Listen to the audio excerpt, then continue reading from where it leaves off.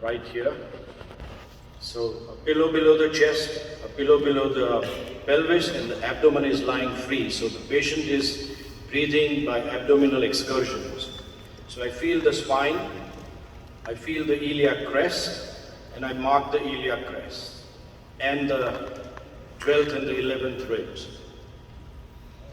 So I get to know the window through which I will puncture, a very small window because the patient was short and stocky. I put the needle on the patient, no puncture as yet, a flash to see whether this direction looks okay or not. It does not, it is way higher up, so I reposition and bring it down a little bit and take a flash again. Does not look okay again, so I move further down. This was a very low-lying kidney, and this probably looks okay. I cannot go more towards the foot end because the iliac crest prevents me from doing it. I mark the point of entry and put a little bit of local anesthesia, more for tamponading, so that the bleeding from the skin is minimized. A small incision of roughly 4.5 millimeters.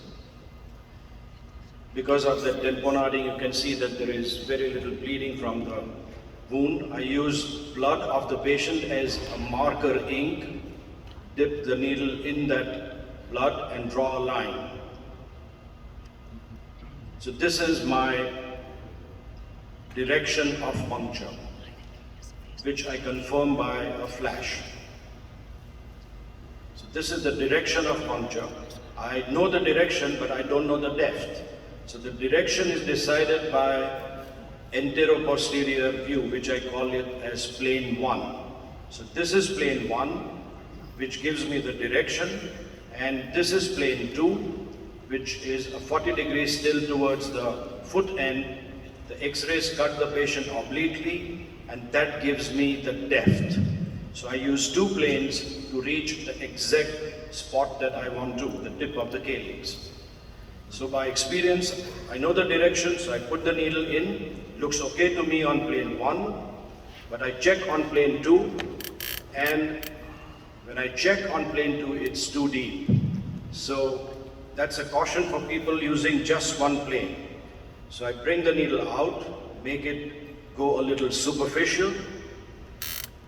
The direction is the line that I have drawn, and here I go. There is a little bit of jiggling of the kidney, which confirms that I am very close, and one thrust and you are in. Most of the times a single pass and you get the contrast. So the clear contrast comes out. The guide wire that we use is the 0.035 floppy tip guide wire.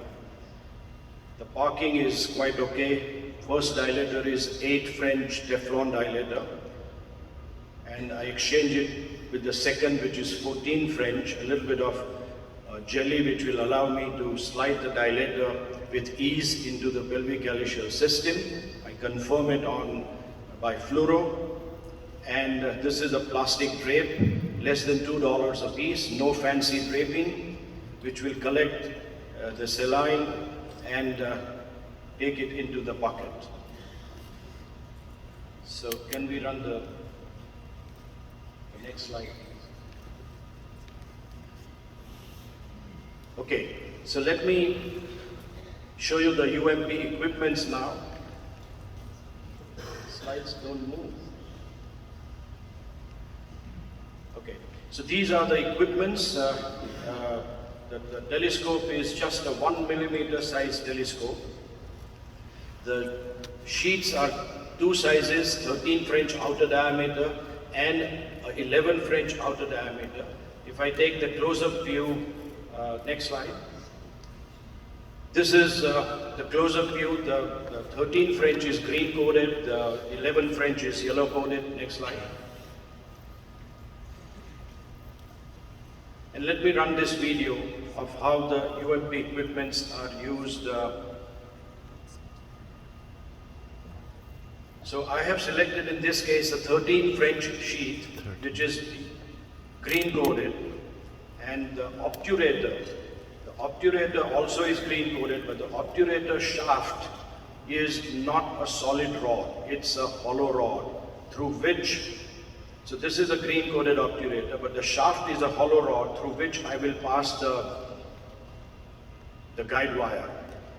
So I remove the dilator, which was there for 2 to 3 minutes as a tamponade, and the guide wire goes in through this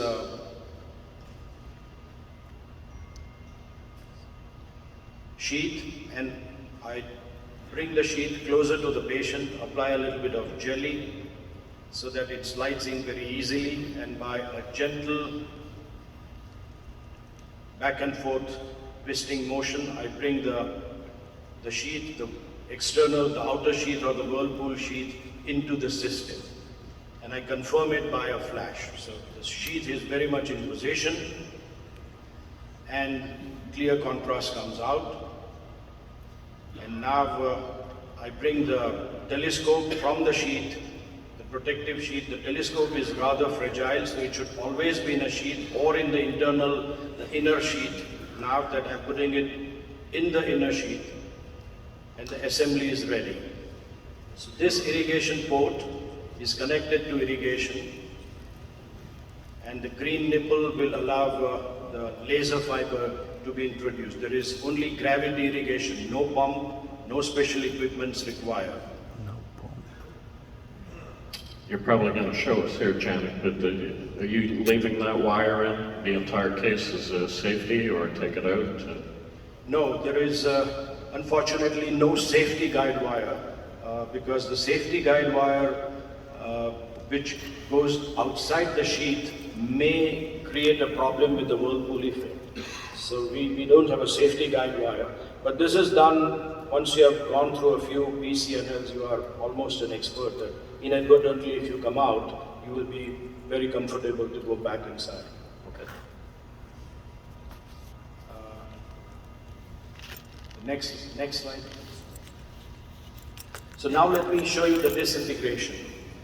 The disintegration is by holmium laser. We don't have to do dusting, so the settings are not very high frequency.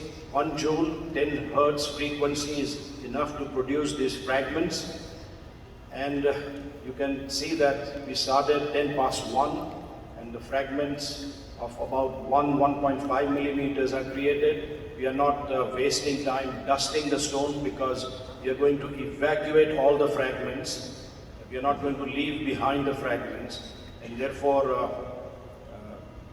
producing fragments of 1.5 millimeter is a faster way to go. You see my little finger is controlling the sheath. So the movement of the sheath is controlled by pressure of the little finger, or elevation, or right or left movement. So a little gentle pressure up and down, and I have almost finished disintegrating the stone. So the disintegration is over. You can see in 10 minutes, the entire stone, an 80 millimeter stone, was disintegrated, and we are ready now to evacuate the fragments.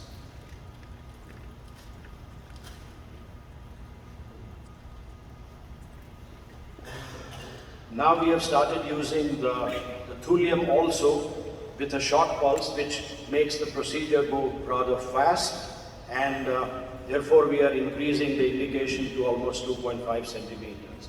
So the fragment evacuation is done by this outer sheath. There is a side port which connects to a very thin tube that runs in the sheath, and it looks something like this. At the end, the fragments are going to be pulled out to this main area, and this will produce a jet. An assistant will push saline by a 20 cc syringe, and this will create a small whirlpool in the kidney. The fragments are caught up in that whirlpool and are brought out. So let me show you how the fragments are pulled out. Once the disintegration is over, the assembly is pulled out, and we are ready to bring out the fragments. So there is a small connector tube, plastic tube, which connects to that side port, and the assistant will push saline through this side port, and one more nurse will push saline through the ureteric catheter, which is placed down below, and both of them simultaneously will push saline and the fragments, they start coming out automatically. No forceps, no baskets, everything comes out. And what is important is that a lot of fragments are still left behind, and it is possible that a few fragments are larger than 1.5 millimeters, therefore they are not coming out. So you go in again, break those fragments, and come out again and repeat the procedure. So this has to be done maybe 2 or 3 or sometimes 4 times, and all the fragments are coming out as you can see.